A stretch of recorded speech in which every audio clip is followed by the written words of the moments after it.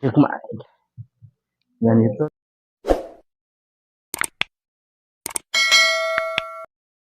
Ito lang ang buhay namin. Ganito lang din ang paninirahan ko dito sa Cebu City.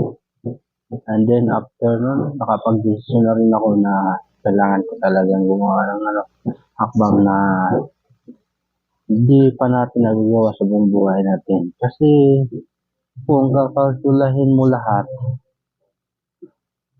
siguro yung mga experience ko medyo may kakaiba na rin.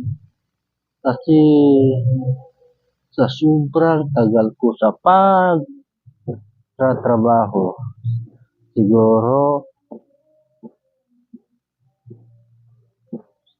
nasa mga 16 years or 17 years. 17 years. Pero wala pa rin akong naipon, wala pa rin akong pera. Yung pera na naipon noon. Pero may life rin ako. Pero hindi ko pa yan magagamit ng yun. Kasi pang matagalan, lifetime kasi rin yun. Kaya sa sobrang tagal ko sa pagpanararba ko, kaya nakapag-decide ako na kailangan ko talagang mag-start sa accounting negosyo para naman umasenso yung buhay ko. Kahit ganito lang ako kasimple, may ambisyon pa rin at pangarap ako. Kung sa tingin nyo, wala akong makakamit sa buhay ko, okay lang kahit tosyahan nyo ako. Pero wag lang ang pagkatao. Pwede nyo yan base sa pananamit o sa paforma o sa ano pa. Pero wag nyo husgahan ang pagkatao kasi hindi nyo pa alam kung ano ang tunay kong pagkatao. Kasi lahat naman siguro tayo may kanya-kanyang pangarap, may kanya-kanyang hanap buhay. Di ba?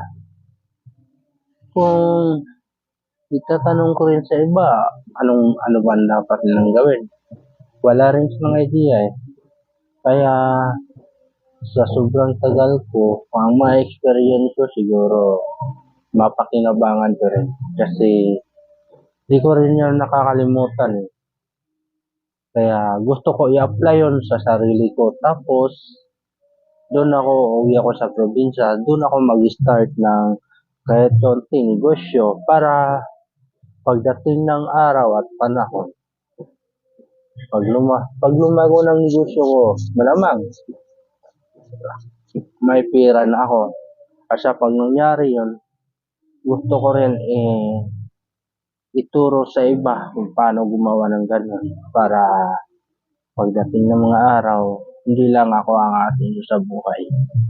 At saka pati na rin sila, mga pinsan ko, kamag-anak ko, silang lahat tuturuan ko kung paano mag-start ng accounting negosyo. Kasi kung isipin mo, lahat naman tayo mag-start sa pinakababang negosyo. Yung mag-start ka sa isa, hindi yung mag-start ka ng negosyo. O halimbawa, nag-start ka ng negosyo, gusto mo bukas milyonaryo ka na. Hindi pwedeng ganun. Di ba? Kaya kung may pangarap kang magnegosyo, dapat mag-upisa ka sa pinakababa. Pag bumagsak ka, ulitin mo. Pag bumagsak ka ulit, ulitin mo rin ulitin mo ng ulitin. Kasi hanggat makakamit mo rin ang tagumpay. At saka yung pinapangarap mo na aasenso ka sa buhay. Kasi ganyan naman talagang pang-start ng negosyo. Kasi hindi natin lahat nasabi na mag-start ka ng negosyo sa ospisa, magiging successful na tayo. Hindi. Darating din ang mga araw na bumagsak yung negosyo mo ng sobrang napakasakit. Kaya dapat magiging handa ka rin. Kasi hindi natin alam, bukas pangalawa, mangyayari yan, di ba? Ganun na kasimpleng buhay. Okay,